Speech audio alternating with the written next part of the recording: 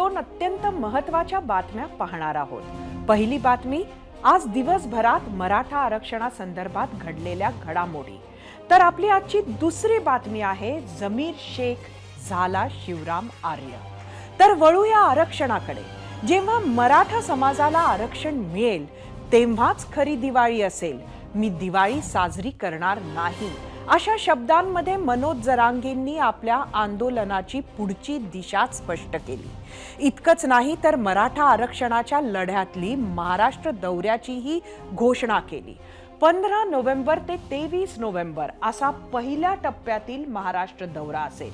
या दौऱ्यात मनोज जरांगे ठाणे, पालघर, नाशिक, त्र्यंबकेश्वर, नेवासा, पुणे, संगमनेर आणि श्रीरामपूर यासह अनेक ठिकाणी भेट देणार आहेत। सोबतच 1 डिसेंबर पासून राज्यातील प्रत्येक गावागावात साखळी उपोषण केले जाणार असल्याचे जरांगे म्हणाले आहे। अशा प्रकारचे एकूण 6 टप्पे असल्याचं जरांगेंनी जाहीर केलंय। दुसरीकडे सरसकट कुणबी प्रमाणपत्रावरून पेच फसण्याची शक्यता पुन्हा निर्माण झाली आहे। कारण काल मुख्यमंत्र्यांनी कोणत्याही आरक्षणाला धक्का न लावता मराठा आरक्षण देऊ अशी घोषणा केली, तर त्यात सरसकट असा उल्लेख नव्हता। त्यावर जरांगेंनी मात्र 24 डिसेंबर नंतर सरसकट असा शब्दाचा कुठलाच गोंधळ नसेल असा दावा केलाय। आज आपल्याबरोबर अगदी थोड्याच वेळात चर्चेला खुद्द मनोज जरांगे असणार आहेत। राज्य सरकारकडून कुणबी नोंदींच्या मोहिमेवर जोर दिला जातोय।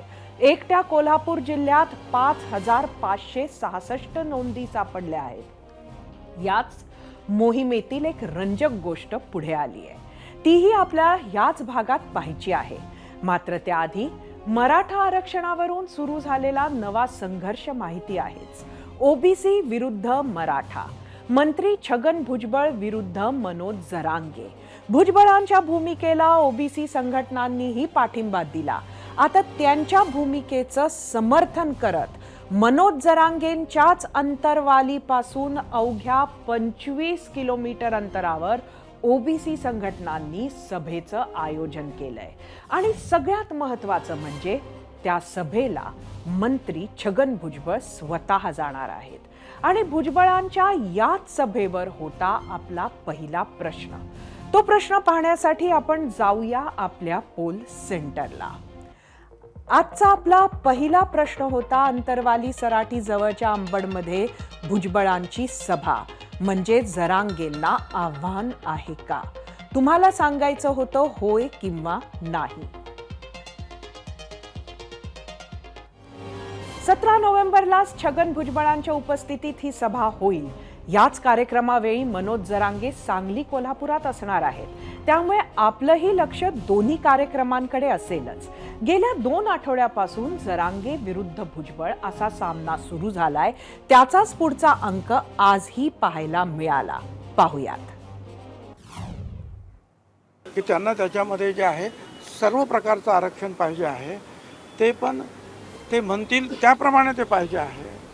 एकाला कुणबी सर्टिफिकेट मिळालं की त्यांच्या ज्याला मिळालं त्याच्या पत्नीच्या 150 लोकांना, यांना आणखीन याच्या 200 लोकांना, या सगळेच आपोआप कुणबी झाले। आणि कुणबी झाले की मग ते ओबीसीमध्ये आले की त्यांना हे सगळे अधिकार मिळावेत, मग शिक्षणाचे, नोकरीचे, राजकारणाचे। आता आमचं म्हणणं तेच आहे की एवढ्या 374-75 जाती आहे, याच्यामध्ये हे जर सगळी मंडळी आली तर कुणालाच काय भेटणार ना, म्हणजे ओबीसी तर संपलेच। असं होऊ शकत नाही। आता ते काहीतरी करणारच आहेत, त्यांना काही सहन व्हाय नाही सध्या भुजबळ साहेबाला। काय करावं आम्ही तरी त्यांना आता किती समजून सांगितलं तरी लक्षात येईना, पुरावे मिळाले तरी त्यांच्या लक्षात येईना, त्याला आम्ही तरी काय करावं? ते आणखीन त्यांच्या विचारात परिवर्तन करणार। 40-50 वर्ष तुम्ही आमचं आरक्षण खाल्लं, हे सिद्ध झालंय। आणि हे सामान्य ओबीसी बांधवांना पटलंय की नेत्यांमुळं मराठ्यांच्या पोरावर अन्याय झालाय। हे सामान्य ओबीसीला पटल्यामुळं त्यांनी यांचं ऐकायचं आता बंद केलंय आणि मराठ्यांना सपोर्ट देणं सुरू केलं। कालपर्यंत भुजबळांच्या भूमिकेमुळे वाद कॅबिनेटमध्ये पोहोचला होता आणि त्यालाच धरून विरोधकांनी टिंगलही सुरू केली आहे। यावरूनच शिवसेना उबाठा गटाचे खासदार संजय राऊतांनी कॅबिनेटमध्ये गँग वॉर सारखी परिस्थिती असल्याची खोचक टीका केली. तर राऊतांचा हा आरोप हास्यास्पद असल्याचं प्रत्युत्तर शंभूराज देसाईंनी दिलं. यावर राष्ट्रवादी अजित पवार गटाचे प्रदेशाध्यक्ष सुनील तटकरेंनी तत्कालीन महाविकास आघाडी सरकारच्या कार्यपद्धतीवर तोंडसूक घेतलं. कॅबिनेटमध्ये गँगवॉर सारखी परिस्थिती आहे, टोळी युद्ध आहे कॅबिनेटमध्ये. या विषयावर एखाद्या मंत्र्याच्या अंगावर दुसरा मंत्री धावून जाण्यापर्यंत परिस्थिती निर्माण झालेली आहे. या राज्यामध्ये असं चित्र कधीच नव्हतं. मुख्यमंत्री जर आपल्या मंत्र्यांवर नियंत्रण ठेवू शकत नसतो तर मंत्रिमंडळाचं प्रमुख म्हणून त्यांना बसण्याचा अधिकार नाही. छगन भुजबळ एक बोलताय, शंभूराजे देसाई दुसऱ्या टोकाला बोलतायत, इतर मंत्री तिसरं टोक आहे आणि मुख्यमंत्री या विषयावरती मौन बाळगून. मंत्रिमंडळामध्ये हे गँगवॉर हा हास्यास्पद शब्द संजय राऊतांच्या सारखा 4 टर्म खासदार असणारा व्यक्ती बोलतो याचं आम्हाला आश्चर्य वाटतं. मंत्रिमंडळातले सर्व मंत्री महोदय हे जबाबदार आहेत आणि निश्चितच अशा पद्धतीचं किंचितही काही घडलं नाही. उलट आमचे एक सहकारी माननीय मुश्रीफ साहेबांनी सकाळीच सांगितलेलं आहे की असं जर राऊत सिद्ध करू शकले, काही दाखवलं त्यांनी त्याचा पुरावा, तर मुश्रीफ साहेब म्हटले की आम्ही राजीनामा देऊ. त्यामुळं मुश्रीफ साहेबांच्या भूमिकेशी मी 100% सहमत आहे. असं बिलकुल काही घडलेलं नाही. राऊत हे त्यांना सवय आहे उचलली जीभ लावली टाळ्याला, त्यामुळे त्यांना मनाला वाटेल ते बोलतात. आणि कॅबिनेटमध्ये काय चाललंय हे बघण्यासाठी तो काय चहा द्यायला तिकडे गेलेला काय बूट पुसण्यासाठी संजय राजाराम राऊत होता तिकडे?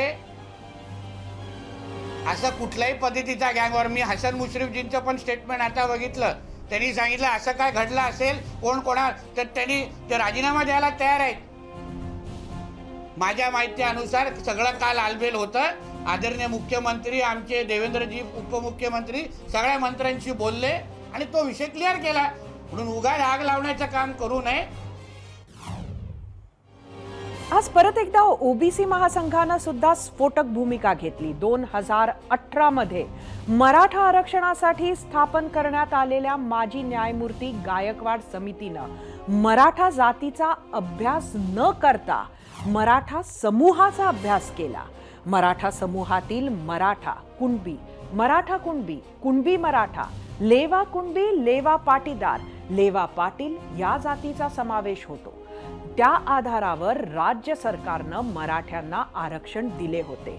मात्र यापैकी मराठा सोडले तर इतर सर्व जाती आधीच ओबीसी मध्ये येतात.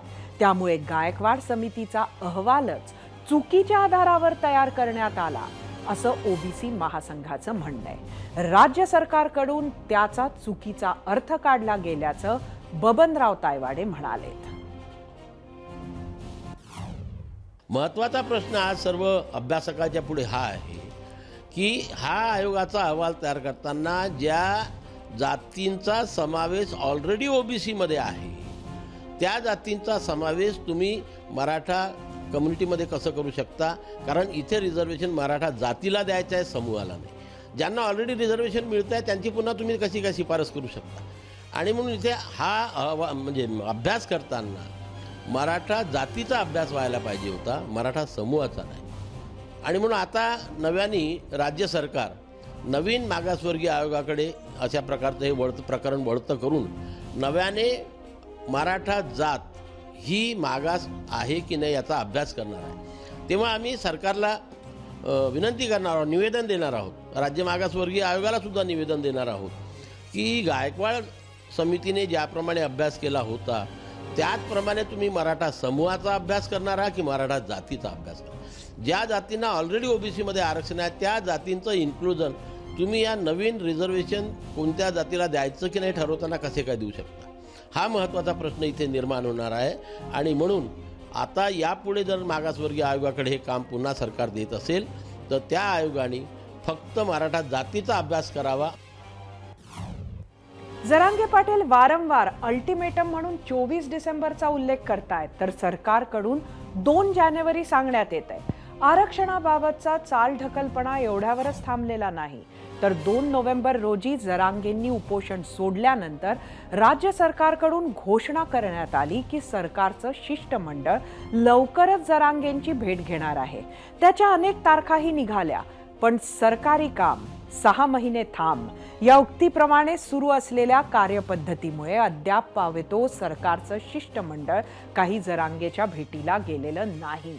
त्यामुळे सरकार मराठा आरक्षणासाठी कोणती डेडलाईन पाळणार आणि खरंच मराठ्यांना आरक्षण मिळणार का, की पुन्हा जरांगे पाटील आंदोलनाचं नवं हत्यार उपसणार, असे अनेक प्रश्न सध्याच्या राजकीय परिस्थितीमुळे उपस्थित होत आहेत. यावरच आम्ही विचारलेल्या प्रश्नावर तुम्ही काय प्रतिक्रिया दिल्या आहेत त्या पाहण्यासाठी आपण जाऊया आपल्या मीडिया सेंटरला. आजचा आपला प्रश्न होता, अंतरवाली सराटी जवळच्या अंबडमध्ये भुजबळांची सभा म्हणजे जरांगेंना आव्हान आहे का? सोशल मीडियावर आपल्याला महाराष्ट्रभरच्या प्रतिक्रिया आलेल्या आहेत. एक्सवरून मिलिंद पाटेकर म्हणतात, भुजबळ हे एकमेव ओबीसी मंत्री आहेत जे सरकारमध्ये असून सुद्धा ओबीसी आरक्षण बचावासाठी लढा देत आहेत. यूट्यूबवरून लक्ष्मण, प्रत्येकाला आपली बाजू मांडण्याचा अधिकार आहे. यूट्यूबवरून सचिन आमटे, सभा किती घेतल्या तरी जो निर्णय होईल तो सरकार घेणार. यूट्यूबवरून रवी इंगळे, जरांगे पाटलांना आव्हान देण्याची ताकद कोणात नाही.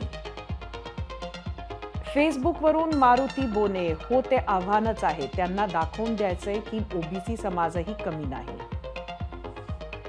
फेसबुकवरून चंद्रभान पोखरकर, 2 समाजातील दरी वाढवण्यासाठी हा उद्योग आहे.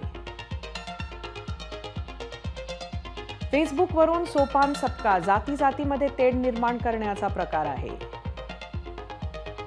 फेसबुकवरून श्रीकांत मेटे, सुशिक्षित वर्ग यांना भुलतोच कसा, जे होईल ते कायद्याने, यांनी सभा घेतली की त्यांनी घ्यायची, काय पोरखेळ चालला आहे. इंस्टाग्रामवरून प्रज्योत पाटील, हे राजकारण सुरू आहे, जरांगेंनी काही पाठिंबा नसताना सरकारला धारेवर धरले, याची त्यांना कुठेतरी भीती असावी म्हणून सभा घेत आहेत. इंस्टाग्रामवरून प्रशांत बचुटे, मराठ्यांना आव्हान देणे इतकं सोपं नाही राहिलं. इंस्टाग्रामवरून विष्णू पाटील, ही फक्त स्टंटबाजी आहे भुजबळांची.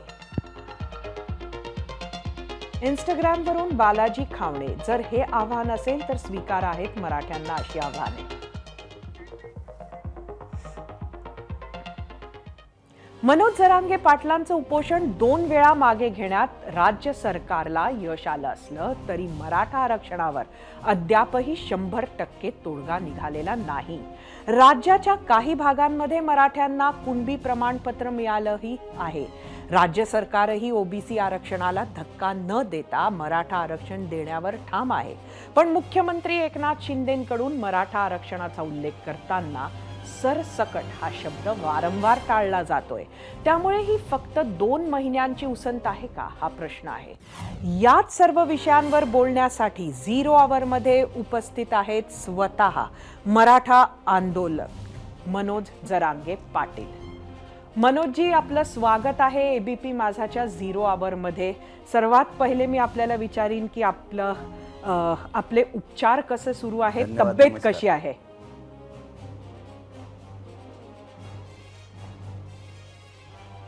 उपचार सुरू आहेत. आता काल परवापासून उपचार संपलेत, पण आता एकदम ठणठणीत झालोय मी, एकदम लढायला सज्ज आहे. नक्कीच, आणि म्हणूनच आज तुम्ही दौरा घोषित केलाय.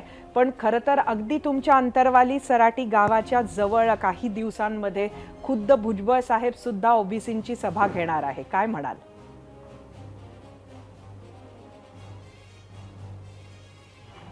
नाही, आम्हाला काय फरक नाही पडत, घेतलं नाही काय, ज्याचं त्याचा अधिकारी जे ते घेत असतात, घ्यायला काय हरकत नाही.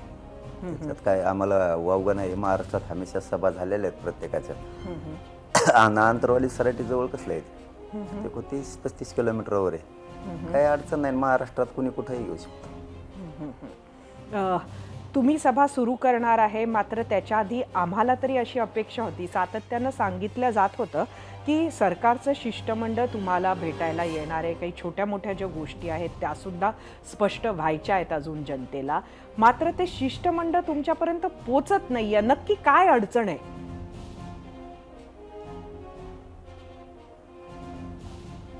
काय त्याची त्यांनाच माहिती होतं काय अडचण येते. त्यांना काय एस टी लागा ना का काय व्हा ना काय माहीत, पण त्यांचा कासरा आमच्या हातात आहे, काय अडचण नाही. मराठ्याजवळ सगळे एसकी बी आणि कासरा बी दोन्ही बी.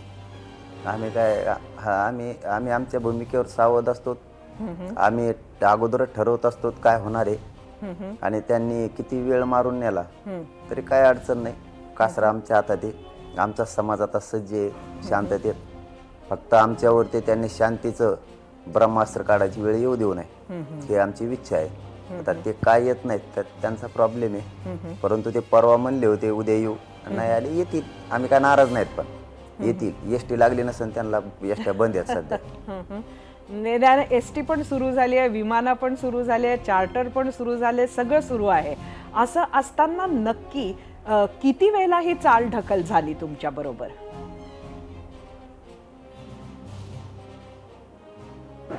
नाही, विमानं आमच्यासाठी नाहीत, ते गोरगरिबांचे प्रश्न सोडवण्यासाठी विमानं नाहीत बहुतेक. परंतु आमचा मुख्यमंत्री साहेबांवरती आणि सरकारवरती विश्वास आहे.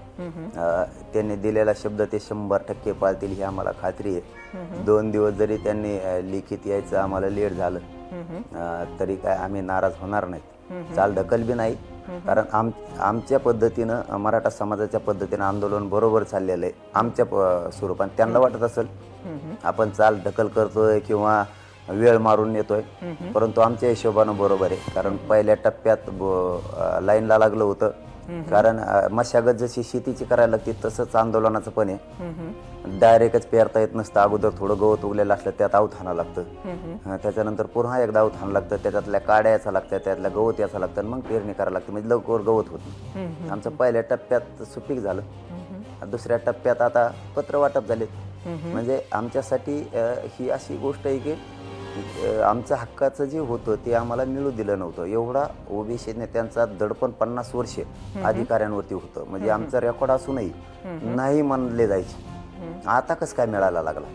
म्हणजे आता सामान्याने हातात घेतलंय. सामान्याला काहीच नको आहे. म्हणजे आरक्षणाच्या व्यतिरिक्त आणि स्वतःच्या लेकरांचं आयुष्य उद्ध्वस्त झालं, वाटोळं झालं, फार उद्ध्वस्त जीवन झालं.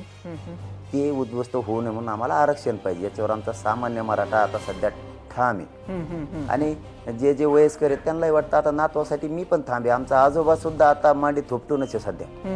त्यामुळं आम्ही आमच्या ट्रॅकवर बरोबर आहेत. आम्हाला किमान दुसऱ्या टप्प्यात प्रमाणपत्र वाटपाला सुरुवात झाली, कारण ही सुद्धा होत नव्हती. म्हणून मराठ्यांना आता जास्त उत्साह आलाय की आपलं असणार 50 वर्ष यांनी खाल्लंय हे सिद्ध आता झालंय. जर ताई आमचं नसतं ना तर यांनी दिलंच नसतं. म्हणजे असून द्यायना तर नसून का दिलं असतं हो येणी, गेले अवघड आहेत.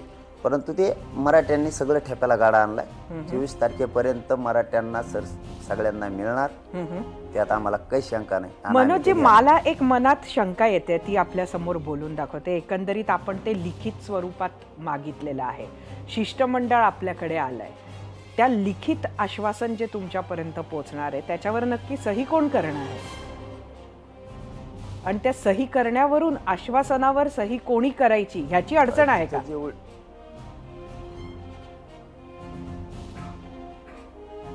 तसं दिसतं हो काहीतरी कुठं ना आम्हाला, तर ते कोणी सही करेना काय, पण पेनातल्या शया संपल्या का गण त्यांची. पण तसा अंदाज दिसतो. पण येणाऱ्या सगळ्यांच्या सह्या त्याच्यावर असणार आहे. अच्छा, पूर्ण शिष्टमंडळ सोडायला जेवढे आले होते तेवढ्यांच्या सह्या तसं कबूल करून घेतलेले. हो, तशा सह्या करून घेणार आहेत. आणि त्यांनी लवकर जर नाही दिलं तर त्यांच्याविषयीच रोष वाढत जाणार आहे. आम्ही तर नाराज नाहीत. आम्ही सांगितलं ना, मुख्यमंत्री साहेबावर आणि सरकारवरती आमचा मराठा समाजाचा 100% विश्वास आहे. म्हणून आम्ही वेळ पुन्हा एकदा दिला. फक्त आता 24 त्यांनी उजळू देऊ नये ही मात्र आम्हाला खात्रीने आम्हाला अशी आहे की तुम्ही आम्हाला शांतीचं ब्रह्मास्त्र काढायची वेळ आता येऊ देऊ नका, कारण ते तुम्हाला खूप महागात पडणार. खरं तर परत एकदा आमच्या मनात तोच एक डाऊट आहे. आपण सातत्यानं 24 तारीख म्हणत आहात. सरकार पक्ष जेव्हा त्याच्यावर बोलते तेव्हा 2 जानेवारी म्हणतात. तर हे शिष्टमंडळ एकदा तुमच्यापर्यंत आलं त्याच्यानंतरच हे तारखेचा घोळ क्लिअर होणार आहे का?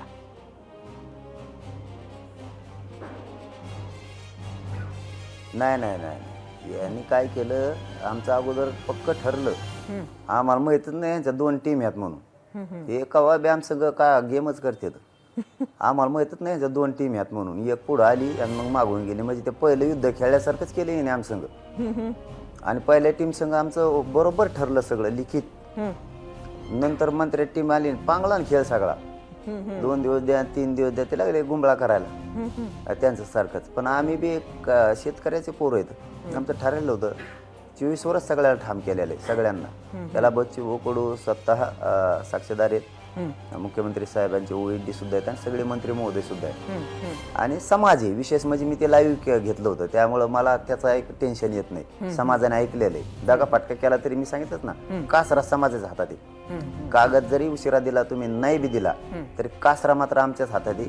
हे मात्र त्यांनी विसरू नका, कारण शेवटी आम्हाला शांतीचं ब्रह्मास्त्र काढायला लावू नका. परत एकदा तुम्हाला विचारते, अगदी शेवटचा छोटासा प्रश्न.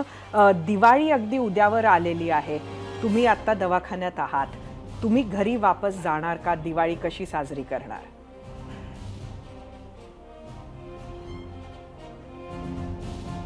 नाही जाणार ताई, मी जाऊन काय करू? आमचे लेकरं न्यायासाठी आत्महत्या झाल्यात, त्यांच्या घरात अंधार पडलाय. आणि मी फटाके वाजवून आनंद व्यक्त करून मी काय करू? ज्या समाजावरती या 70 वर्षापासून या राज्यकर्त्यांनी जुलमी पद्धतीने आमच्यावरती आमच्या हक्काचं असणारं आरक्षण असूनही आमच्यावर अन्याय केला. आजही आमच्या लेकरांचे मुडदे पडत आहेत ज्या न्यायासाठी. त्या लेकरांच्या घरात अंधार पडलाय, त्या घराचा उंबरा सुद्धा ओलांडू वाटत नाही. ज्यावेळेस ओलांडतो ना, असं ओस पडल्यासारखं त्या घरात असं वाटतं, अंगाला काटे येते आणि डोळ्यातून पाणी निघतं की ही अशी वेळ दुश्मनावर आणि वैऱ्यावर सुद्धा येऊ नये. अशी परिस्थिती त्या कुटुंबाची झाली. दिवाळी साजरी करून काय करणार? मी माझ्या तर घरी आंदोलन जोपर्यंत सुरू आहे तोपर्यंत मी तर जाणारच नाही. मी स्वतः दिवाळीसुद्धा नाही साजरी करणार मी स्वतः. कारण त्या समाजाच्या पुढं मी आनंदात काय खाऊ नेमकं? त्या बलिदान गेलेल्या कुटुंबाचं स्वप्न आहे, त्या बलिदान दिलेल्या तरुणाचं स्वप्न आहे मराठा समाजाला आरक्षण मिळालं पाहिजे. आणि त्यांचं स्वप्न पूर्ण करण्यासाठीच मी 15 तारखेपासून दौरा टाकलाय. मी फिरतोय म्हणजे काय भाषणं करायला नाही, तर त्यांचं स्वप्न साकार करायचंय. गोरगरीब मराठ्यांच्या लेकरांच्या आईबापांनी केलेल्या कष्टाचं चीज करायचंय आणि ते आरक्षण मराठ्यांना त्यांच्या हक्काचं महाराष्ट्रातल्या सगळ्या मराठ्यांना मिळून द्यायचं. आणि मराठ्यांना ताई आता विश्वास बसलाय की एक पत्र वाटायला सुरू झालंय. याचा अर्थ मी मागं बोललो होतो, पत्र आणि मराठा समाजाला आरक्षण मिळून दिल्याशिवाय इंचभर बी हटणार नाही किंवा मराठ्यांची अवलाद सांगणार नाही, हे मी सिद्ध करून दाखवलेलं आहे माझ्या समाजाला. आणि त्यामुळं महाराष्ट्र पुरा एक झालाय ताई. आता होता नव्हता तो पण एक झालाय. नक्कीच. हो हो. मनोजजी, आम्ही सुद्धा तुमच्या बरोबर थांबलेलो आहोत. अख्ख्या महाराष्ट्राला एकदा पाहायचंय की शिष्टमंडळ येतं, नक्की काय चर्चा होते, पुढं काय होते. त्यामुळे आम्ही सुद्धा तुमच्याबरोबर थांबलो आहोत. आपण आलात 0 आवरमध्ये, आमच्याशी जॉईन झालात, चर्चा केली, त्याबद्दल आपले खूप खूप धन्यवाद. आम्ही विचारलेल्या आजच्या प्रश्नावर महाराष्ट्रानं काय कौल दिला आहे, तो कौल पाहण्यासाठी जाऊया आपल्या पोल सेंटरला. आजचा आपला प्रश्न होता, अंतरवाली सराटी जवळच्या अंबडमध्ये भुजबळांची सभा म्हणजे मनोज जरांगेंना आव्हान आहे का? यूट्यूबवर एकूण 20,000 मतं, 80% लोकांनी होय म्हटलंय, 20% लोकांनी नाही. इंस्टाग्रामवर एकूण 9,000 मतं, 70% लोकांनी होय म्हटलंय, 30% लोकांनी नाही. फेसबुकवर एकूण 2,000 मतं, 61% लोकांनी होय म्हटलंय, 39% लोकांनी नाही.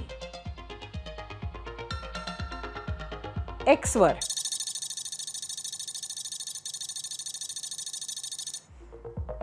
72% लोकांनी होय म्हटलंय, 28% नाही.